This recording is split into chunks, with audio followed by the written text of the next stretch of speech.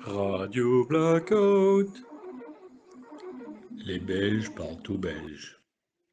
On s'était promis de respecter la trêve de Noël et de Nouvel An. Mais il faut bien le reconnaître, cette fin d'année part en, comment dirais-je, en nouille. Il faut dire que nos amis politiques y mettent du leur, comme notre petite revue de la presse va vous le confirmer.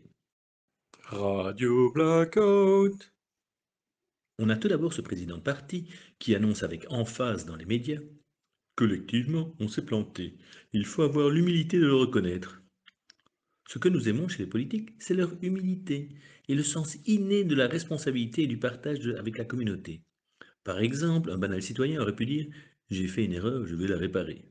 Non, non, c'est tellement mieux de dire que cette erreur est collective, en toute humilité. En plus, il faut avouer que la phrase est d'autant plus géniale qu'on peut l'appliquer à tous les sujets. Dans la même trempe, si j'ose dire, il faut avouer que le premier mérite bien son titre de premier, même si certains se demandent encore de quoi. La phrase commençant par «un groupe relativement petit a trop d'impact» mérite un prix. C'est à peu près ce que toute la population lui dit depuis un certain temps. Vous n'êtes pas représentatif, arrêtez. Si nous voulions reprendre la phraséologie douteuse qu'il a utilisée encore il y a quelques jours, son équipe est fissurée de partout et il faut la démanteler d'urgence. Chance, il y a beaucoup de monde qui serait disponible pour l'aider. La suite est du même acabit. On ne peut plus éviter le débat. Nous, on veut bien, et depuis longtemps.